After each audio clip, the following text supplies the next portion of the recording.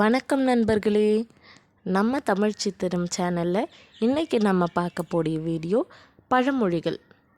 பழமொழிகள் ரொம்ப நீண்ட காலமாக நம்முடைய தமிழ் சமூகத்தில் வழக்கில் இருந்துட்டு வருது. ஆனால் நிறைய பழமொழிகளுக்கு இதுதான் சரியான பொருளான்னு தெரியாமலே நம்ம அதை பயன்படுத்திகிட்டு இருக்கோம். காலப்போக்கில் அர்த்தம் மாதிரி பயன்படுத்தக்கூடிய பழமொழிகளும் இருக்குது. அப்படிப்பட்ட ஒரு பழமொழியை தான் இன்றைக்கு நம்ம வீடியோவில் நம்ம பார்க்க போகிறோம். வீடியோக்குள்ளே போகும் முன்னாடி நம்ம சேனலை எல்லாரும் சப்ஸ்கிரைப் பண்ணிக்கோங்க.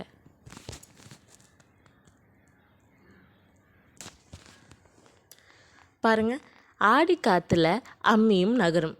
எல்லாருமே இந்த பழமொழியை கேட்டிருப்பீங்க. ஆடி மாதம் அப்படி ஒரு காற்றடிக்கும், அந்த காற்றுக்கு அம்மி கல் கூட நகரும்னுங்கிறது தான் நாம் புரிஞ்சு வச்சுருக்கக்கூடிய பழமொழி. அந்த அடிக்கக்கூடிய காற்றுல எவ்வளவு கனமாக இருக்கக்கூடிய அம்மிக்கல்லும் நகருமாம் அப்படின்னு நாம் புரிஞ்சு வச்சுருக்கோம். ஆனால் இதுதான் சரியான பழமொழியா? நாம் அது சரியாக தான் புரிஞ்சிருக்கோமா? பார்ப்போம். ஆடிங்கிறது ஆடி மாதத்தை குறிக்குது. ஆடி மாதம் நம்ம வருடங்களில் கணக்கு போட்டு பாருங்கள். சித்திரை, வைகாசி, ஆனி இதெல்லாம் வெயில் காலம், இளவேனில், முதுவேனில் காலம். இந்த காலகட்டத்தில் அதிகமான வெயில், உஷ்ணம், வெப்பத்தை நாம் தாங்கிக் கொள்ள வேண்டியதாக இருக்கும். இதுவே ஆவணி, புரட்டாசி, ஐப்பசி எல்லாம் நல்ல மழைக்காலம். ஐப்பசி மாதம் அடைமழை அப்படிங்கிறது நம்ம எல்லாரும் தெரிஞ்சு வச்சுருக்கக்கூடிய விஷயம்தான். அப்போது இந்த ஆடி மாதம் இருக்கு இல்லையா, இது வெயில் காலத்துக்கும் மழைக்காலத்துக்கும் இடைப்பட்ட ஒரு காலமாக இருக்குது. வெயில் காலத்தோடைய வெப்பத்தையும் மழைக்காலத்தோடைய குளிரையும் சமப்படுத்தக்கூடிய, வெயில் காலத்திலேருந்து மழை காலத்துக்கு மாறக்கூடிய ஒரு பருவ மாற்றத்துக்கு உட்பட்ட ஒரு மாதம் தான் இந்த ஆடி மாதம். அப்போது சடனாக நல்ல வெயிலிருந்து மழைக்கு போகும்போது அந்த சீதோஷ்ண நிலை மாறும்போது நம்ம உடம்பில் நாமளே எதிர்பாராத நிறைய பாக்டீரியல் இன்ஃபெக்ஷன்ஸ் நடக்கும். அப்படி கிருமிகள் பரவக்கூடிய காரணத்தினால அந்த மாதத்தில் அம்மை நோய் வரும். பொதுவாக இந்த மே, ஜூன் மாதங்கள்லாம் நீங்கள் பார்த்தீங்கன்னா நிறைய பேருக்கு வெயில் தாக்கத்தினால சின்னம்மை, பெரியம்மை இதெல்லாம் போடுறது பார்க்க முடியும்.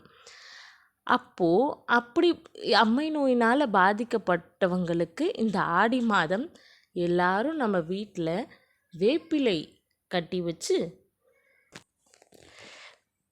மஞ்சள் தண்ணி தெளித்து வீடுதோறும் வேப்பிலையோடைய அந்த குளிர்ச்சி, வேப்ப மரம் நம்ம எல்லார் வீட்லேயுமே வளர்ப்போம். ஏன்னா அது குளுமை, 24 மணி நேரமும் நமக்கு ஆக்சிஜனை தரக்கூடிய மரம் அப்படின்னா அது வேப்ப மரமும் துளசி செடியும் தான்.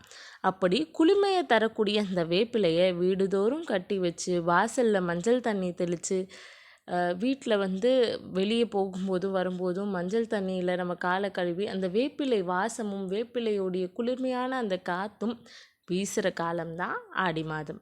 அந்த ஆடி மாதத்தில் வேப்பிலையினுடைய வாசமும் வேப்பிலையோடைய அந்த குளுமையும் நமக்கு கிடைக்கிறதுனால தான் ஆடி காற்றுல அம்மையும் நகரும்னு சொல்லியிருக்காங்க. அம்மியும் கிடையாது, அம்மையும். சின்னம்மையோ பெரியம்மையோ எந்த வகையான நோயாக இருந்தாலும், நோயை கொடுக்கக்கூடிய பரவக்கூடிய கிருமிகளாக இருந்தாலும் அதை எல்லாத்தையுமே போக்கக்கூடிய அந்த தன்மை வேப்ப இலைக்கு இருக்குது.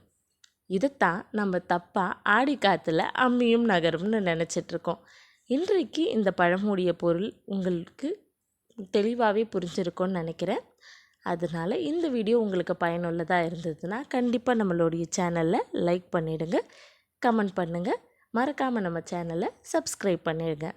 ஆடி காற்றுல அம்மையும் நகரும். நன்றி.